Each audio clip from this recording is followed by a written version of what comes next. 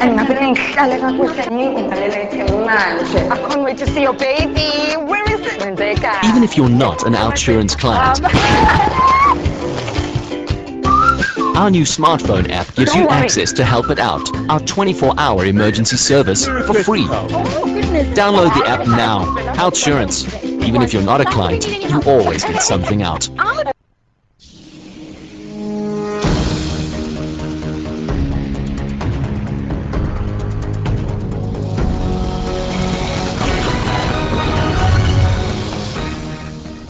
Welcome back. We often see comets in the sky, nothing more than dusty ice balls. But never in history has material from a comet been found on Earth. Well, that's until now. Let's go back a mere 28 million years with guest presenter Lee Benny. It's always said there are secrets just to be revealed in the sands of the Sahara. And the latest find in the southwest Egyptian desert has its origins not in ancient Egyptology, but in outer space. The first evidence, a remnant of a comet entering the Earth's atmosphere and exploding, has been discovered. And as it heated up in the explosion, it sent forth a veritable lake of fire which came streaming down and heated the soil to such temperatures that there are these remnants of this Libyan desert glass lying scattered everywhere. The telltale signs of one of the greatest events, surely, in recent astronomical times. If you can call 28 million years ago recent. Finding this extraterrestrial rock on our planet is a coup, a world first for this South African-led group of scientists. Lead author Professor Jan Kramers is from the University of Johannesburg. Now we were quite excited. Let's put it this way. Yeah. Scientists, in general, are not given to much emotion, in general, but allow us this time to be euphoric.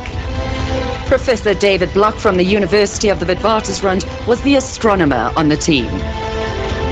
And Dr. Marco Andrioli, who has had plenty of firsts in the world of meteors, was one of the geologists. When you find something like this is the crowning moment, but it's also not just a crowning moment, it's the beginning of a new discipline, opening up something that for centuries had never been seen.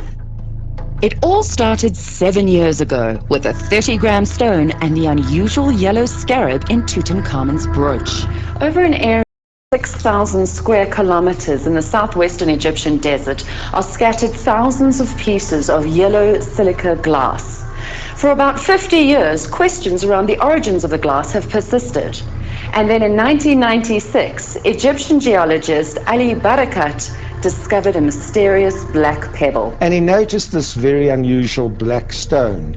And of course, being a geologist, he realized, upon holding it in his hand, that it was something quite extraordinary. So he brought it to the laboratory eventually, and they tried to cut the stone, and the first thing he did was to smash the diamond blade.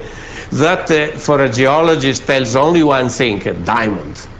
But he didn't have the chemical methodologies at his means to actually do further analysis. And the story is a very dramatic one. And Marco named the stone Hypatia, after the most famous astronomer and philosopher in ancient Egypt.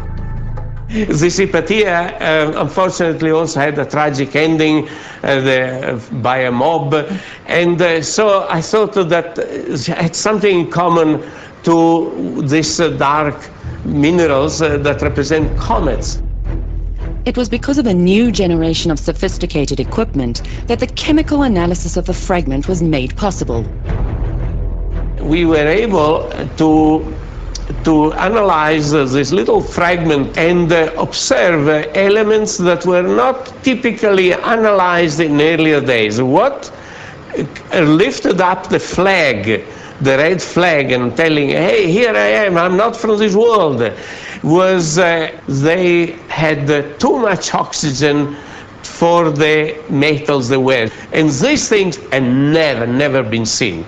It was like a portal, like in the movies, a portal opening on Pandora. And Marco, who has a passion for things that bump on Earth from the sky, realized this was very different from a meteorite. We know that our own Earth is bombarded by meteors second by second. We call these shooting stars. And you know, when one first sees this little fragment, you might well ask the question, well, is this not an ordinary meteor? But it was when Professor Kramers really started dissecting these little fragments, that very unusual fingerprints were noted. It was in the isotopic analysis that the scientists found that this rock was definitely extraterrestrial. When did you feel your heart leap and say, I have found something? When we had analyzed the argon, said this is definitely, it's got a proportion of extraterrestrial argon in it. So you have some extraterrestrial. It also doesn't come from any of the other planets, because we know meteorites from Mars and they're very different. So the only thing that is left must be a comet. But also, most interestingly, it was found to be very rich in what we call pre-solar grains. Now, these are grains right in the very distant echelons of our solar system and well beyond, which contain the secrets to which elements were present when our solar system was first born, out of a giant cloud of gas and dust. And this data also matched microscopic samples of comet dust that NASA's Stardust mission, costing billions of dollars, had collected from outer space. And while meteorite rocks come from our solar system, a comet comes from way beyond. Comets come from the very outer echelon of our solar system. They are dirty snowballs of ice mixed with cosmic dust. They come from beyond the orbit of Neptune. They're like secret chemical factories which carry the very secrets of the formation of our solar system. However blasé you might be, there is something out of this world about holding a piece of our past. Something that dates back billions of years and may very well hold clues to how our solar system was formed. This is the first known documented strike of a comet with the Earth. We've known that this has occurred in our solar system elsewhere, but it's exceedingly rare. For example, comet Shoemaker-Levy 9, we've seen impacting on Jupiter, and that was incredible. In 1994, when Shoemaker-Levy hit Jupiter, the world watched, but we had no access to the effect of the comets. Now we do. It's traveling the Holy Grail, Lee. It's unmasking the past, to seeing our solar system in its embryonic state and even before. And the yellow silica glass in the desert was formed as the comet hit and heated the sand to 2,000 degrees centigrade, the same yellow glass from which the scarab was made in Tutankhamun's brooch. So it's quite interesting that clearly even at that time, even though they didn't know the origin of this Libyan desert glass, it was regarded as something of intrinsic value. I can imagine that these jewelers, they must have been very puzzled in those 3,500 years ago when they had this strange things that nobody had seen. So they must have attached obviously something very special meaning themselves. And to accompany Tutankhamun in his journey toward Sirius, what better thing than to give him a stone that probably was made from something that came from out there. What the extreme heat and impact also created was microscopic diamonds in the very core of the comet stone. As Hypatia entered the Earth's atmosphere and exploded, it was subjected to a heating of around 2,000 degrees centigrade, and these incredible temperatures produce diamonds in Hypatia. You actually find nanodiamonds, which are very tiny microscopic diamonds and smaller, studded with them. So it's an incredible stone to actually study. The news of this discovery has inspired the imagination of the world. In David's words, it has all the elements of a detective story, together with ancient myth and space. We have sat back in utter awe and amazement. This covered on nearly every major television network in the world. The BBC in the United Kingdom, going to Asia, the Sydney Herald. What does this discovery mean to you?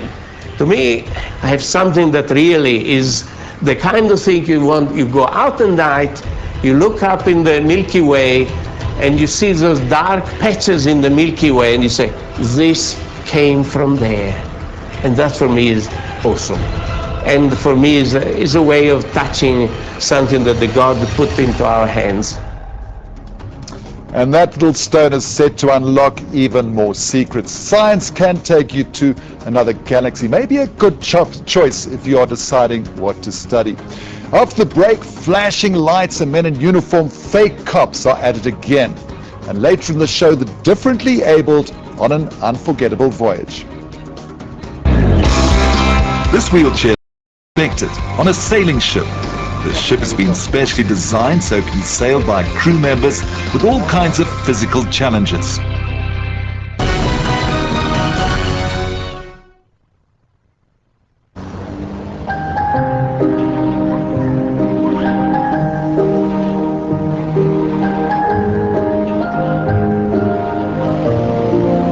Ever noticed how cautious people become when they're pregnant? You need some help there?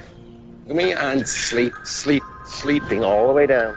When I count to 3, you'll be back to normal in every single way. 1, 2, 3, eyes up, wide awake. We believe the smallest change in thinking can only make you safer. Our nature brought us here. The pursuit of freedom brought us here. It's in our DNA. We innovate because that's who